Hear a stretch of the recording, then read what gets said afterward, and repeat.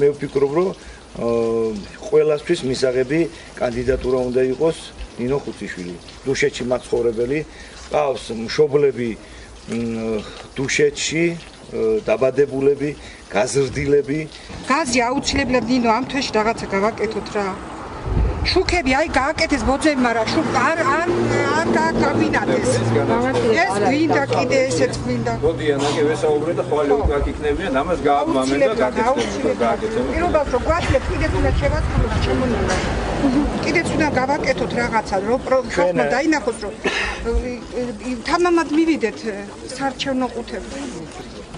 ჩემთვის ნამდვილად ძალიან დიდი პასუხისგებლობაა დღევანდელ პოზიციაზე ყოფნა დეპუტატობის კანდიდატად, იმიტომ რომ წლების განმავლობაში ვიმუშავე ხალხის სამსახურში, აბსოლუტურად ვაცნობიერებ, რამდენად რთულია და სასიამოვნოა ერთდროულად ხალხთან მუშაობა და შევეცდები, რომ თქვენი ნდობა აბსოლუტურად გავამართლო.